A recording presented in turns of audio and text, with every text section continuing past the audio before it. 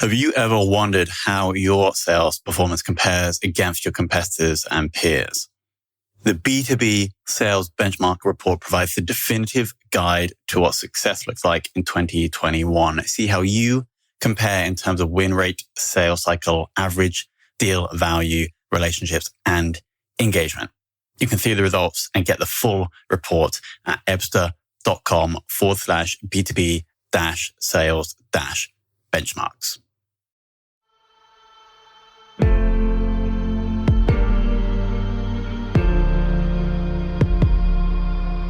This is Sales Ops Demystified, the #1 most downloaded podcast in sales operations. We invite the brightest minds in sales operations onto the show to deconstruct the why, what, and how behind rep productivity, forecasting, metrics, and all things revenue. This podcast is brought to you by Ebster, the leading customer engagement platform for Salesforce.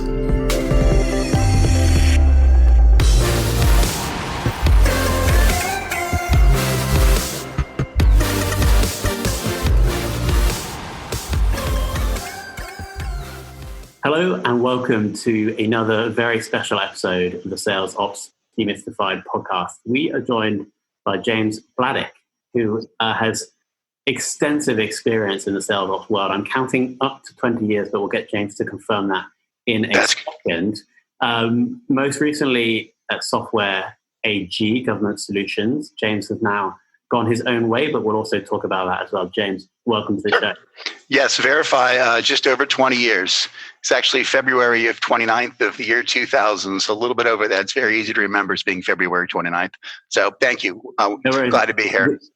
Did you have a 20-year party on the 29th?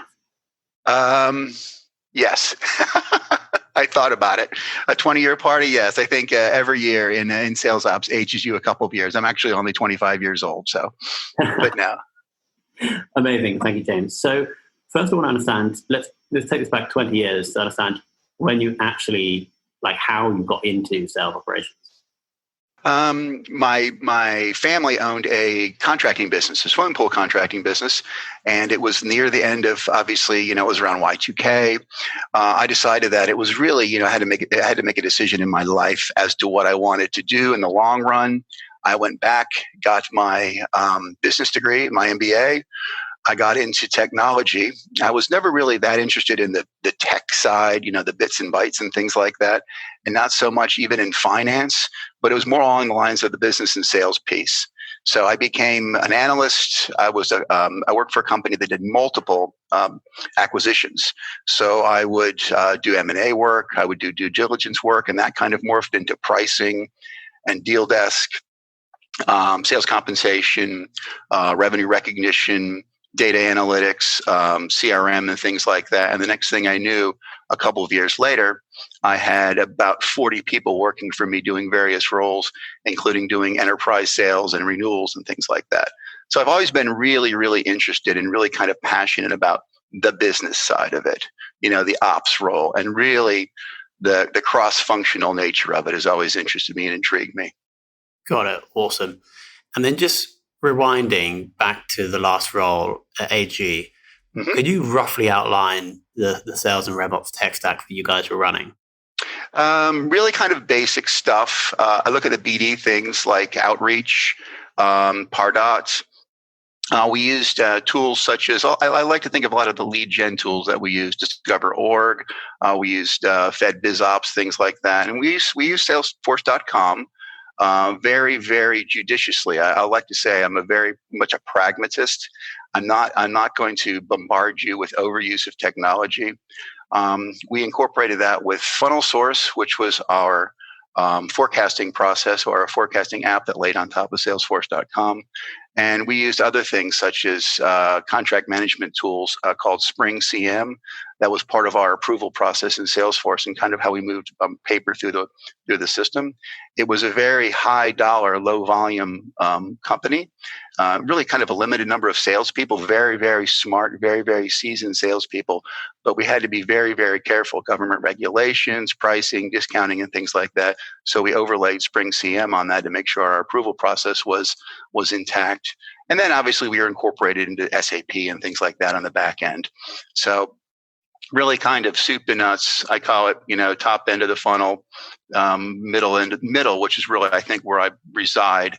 I call it grind. You grind through the middle of the funnel in sales ops and then out the other side. So we really were, we didn't run skinny, but we ran very smart in the way we used our technology and technology stack. Makes sense. So kind of like an antidote to the proliferation of the tools that are available to you. You managed to stay quite stoic and just focused on the ones that really we're matter. Approached with a lot of things on a daily basis. Yes. Got it. Very much so. Awesome. And then as the virus hit in around March time, I assume you pushed the majority of the sales operation remote. How did the team and you adapt, and what were the biggest challenges around that? I think that exact date, we moved remote in March 11th. Now, as far as the changes we've made, a lot of our groups were remote to begin with. I think that, and I'll get back to collaboration amongst, multiple disciplines and multiple teams.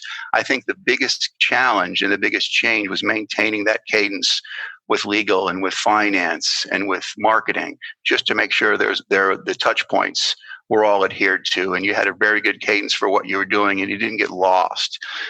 You'll find that, and I mentioned that most of our sales team was very seasoned. They didn't need a lot of guidance, but we needed to make sure, and the ops position or in my ops role, that we were following the process, including a forecasting process, a compensation process. We focused a lot on making sure that collaboration tools were in sync and that everyone was using the same thing, and even relayed back to some government entities you can't use certain collaboration tools with them. But really, from an enterprise software perspective, it was less about holding the sales team together. Certainly we hold them to their numbers and hold them to the cadence of their pipeline, and more about just keep making sure that the internal process, something didn't get lost that allowed for a glitch or allowed for kind of a chink in our armor in the way we did things. Sure, that makes total sense. So if the majority of the reps were fine, how about? Well, my other question is, yes, we had the reps, but your internal sales operations team, did they also adapt the set? Like, how did you change the way you worked with direct reports? Direct reports it was very much held to a very high sync in our cadence of reporting.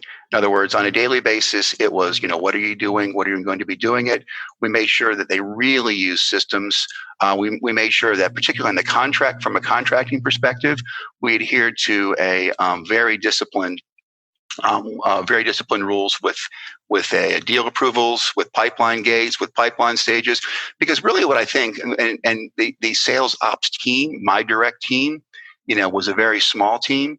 But sales ops at the end of the day is most about asset allocation and resource allocation, making sure that my team, the information that they internalized and took in, the things they were responsible for, working with finance, working with customer success, working with services, making sure that there were touch points. I wasn't with them every day, but making sure that those touch points were followed up on to make sure the whole sales ops system worked, in its entirety or holistically.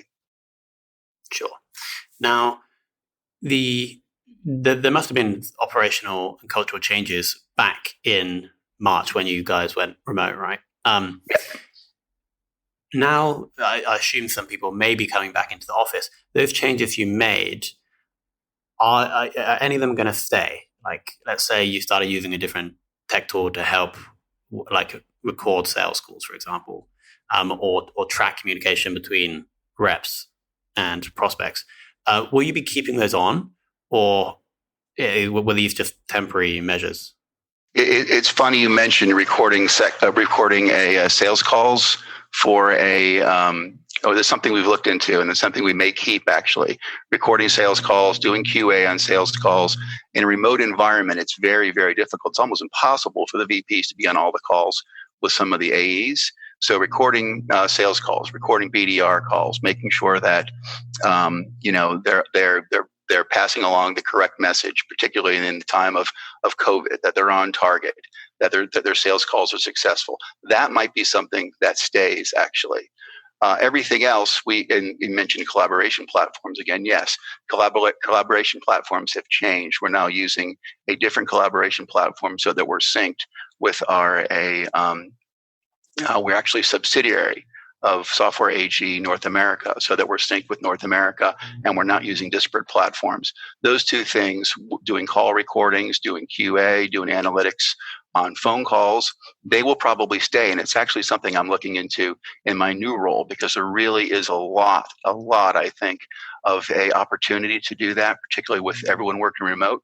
Everything else, collaboration platforms, we all really found out very quickly what worked and what didn't work, what connectivity we had, and how much we really relied on being in the office every once in a while when you got in. And let's say from an ops perspective, I had choose a platform. I only had 8 licenses and we had 15 people that needed it.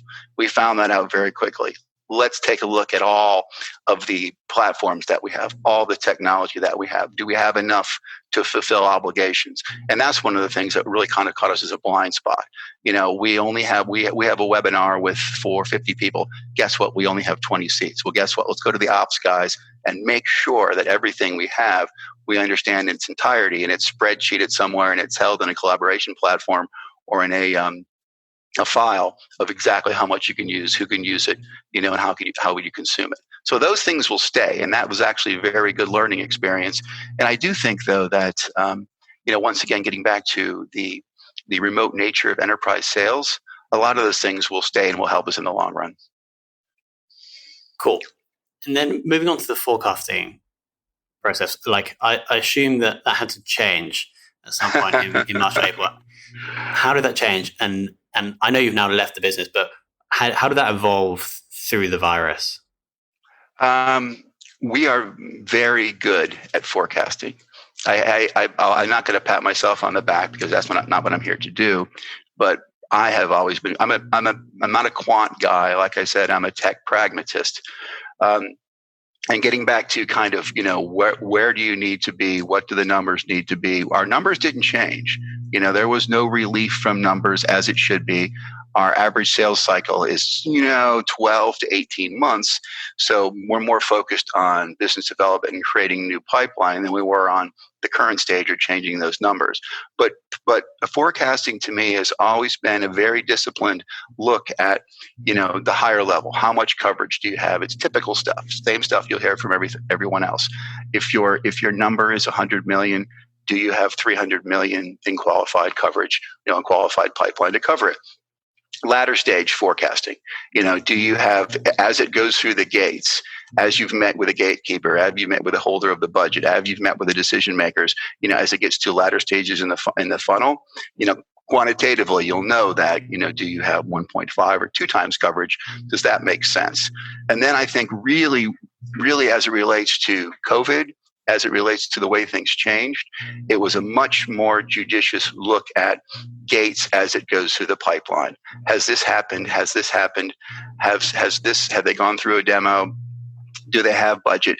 I'm not saying we went straight for the BANT stuff and the medic stuff, but it was in order for us to allocate resources, which were very scarce and very difficult to get on site, particularly with government agencies. We had to make sure that the deal was qualified enough. And that included not only forecast, can we forecast this? Should it be in best case? But that included, can we put people behind this? Can we allocate money / assets, resources to this? That will stick. And that's something we've long done, but there was a much more adherence to that because it's obviously much more visible. You're looking at your screen and you really have to rely on what's in the system in order to make those decisions. Sure. As the virus hit and you were tightening up the forecast over that time period, what were the key metrics that you were looking at? It was basically contracts that have been released. In the government entity, contracts that have been released? What's the contract vehicle that they're going to use? How long has the pipeline been aging? Has it been? Is it something that is is it been technically validated? We look at annual growth by business unit. In other words, are we going to hit that? Are we applying marketing in the right place? Productivity by rep. We had to take a look at our reps and make sure that we knew who was going to be productive, who wasn't going to be productive over a period of time. Bookings, new pipeline generation, obviously, and then really average sale price and funnel stage close to ratios. We'll take a look at, legitimately, you have to have a certain amount of coverage. You have to have your reps performing, and you have to not only have, you have to have leading indicators in order to get you through a period like this. Sure. And are the business continuing, I know you just listed a load of metrics, are the business continuing to track all of those as we're coming? And more. Average deal size, ACV, cost per lead, CAC, customer retention, things like that. The business is actually, like a lot of other businesses, has switched more from perpetual with maintenance to more of a subscription model. Probably a lot of Software AG has been around for 50 years. And, a lot of their products it's enterprise. It's an enterprise company. You're not going to go into Office Max and find Software AG products. But we're switching they were switching very, very successfully, by the way, to a subscription model. And that's actually led them to, we needed to know what the annual contract values were. We needed to know what the cost of customer retention was. We know, are they going to hire customer success managers? It was really kind of new to them. So same old sales metrics, but certainly, in maintaining and managing your market valuation, your cash flow, your revenue. It's a little tricky when you're doing subscription versus perpetual. All those things and more are being managed, and actually very well managed by the team out of Herndon, Virginia, and out of Germany. And out of all those, which was most helpful for you during the virus, or most insightful? I would say we would tend to focus. We do quarter plus one, and that generally is current quarter, making sure that the latter stage opportunities are qualified. Once again, it's not a Medic or BANT or having them update that on a daily basis. I am not a huge believer in Administrivia. I'm a huge believer in, practical application of, people, processes, and technologies. But it really was, as we would go through these deals, and let's say we closed X deals per quarter, making sure that all of these boxes have been ticked. And we were really under a high level of scrutiny by upper management, and frankly passed with flying colors. The other metrics, annual contract value, pipeline generation, bookings, customer retention costs, certainly that comes with all of this. But the most important thing to get us through this was focusing on the near term and making sure that our deals, including the majority of our high value, forecastable, or best case upside deals, closed. Sure. Moving on to the final stages now. Who has inspired you the most in your career, James? In my career, my dad. In my sales ops career, I have been extremely lucky to have come in contact with at least, can I do more than one? Yeah. I'll be quick. Steve Biondi, who actually worked for IBM, and I think he holds some of the ops patents at IBM. He's currently the channel manager for Lenovo. He was the one that taught me to focus on what's important. Start with the end and figure it out from there. Also, Mike Lee, who I worked with relatively recently, was very good. He's very crisp. He's very clear on the fact that, you need to, once again, focus on what's important. This is what you're looking at, and this is what your role is. Don't get involved in the clutter. Don't introduce Administrivia. Make sure that you're getting buy-in, making sure that you're getting quick wins and things like that. And then I used to work for ASG Technologies. Art Allen, from the day I started working there, was maniacal on quantitative analysis and making sure that he wasn't blindsided. So I've always learned from him to make sure that you do your homework before you go into anything, really. You need to be able to, at a managerial level, at a CFO level, at a sales management level, and at a rep level, anticipate what their needs are and bring to them what they need. And that includes, data information that will help them, in a forward-looking manner. So the three of them and my dad. So Steve, Mike, and Art. And should we give your dad a shout out by name as well? Gary. Awesome. Yes. And then final question. I know you've now transitioned out and you're helping a few clients with sales ops as a consultant. What is your focus there, and where can any listeners find out more about that? The name of my company is Tere Performance Company. It's TERE, Performance Consulting. Tere is, and I've already given it a shout out, Tere means grind in Latin. It's everything in the middle. The glory is the top of the funnel. You're getting glory at the bottom. In the middle, it's all grind. It's all process. It's people, systems, process. It's comp plans. It's forecasting.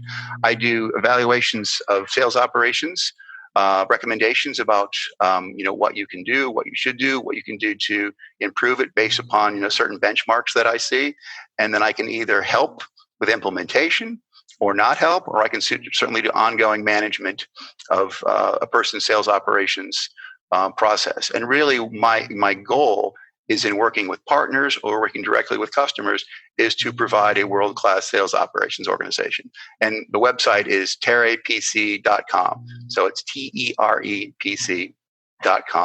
And it's fun. It's really something that I've looked forward to for a while and just started. That's the most important part, right, James? It's fun. Yes. Amazing, James. Thank you for that kind of very detailed look at how your previous company migrated through the crisis, through remote work, through the tech stack, through processes. So thank you so much for that. And I do urge anybody who needs help with the middle of the funnel, the grind, to check out James and his site. So James, thank you so much for coming on. Tom, my pleasure. Thank you.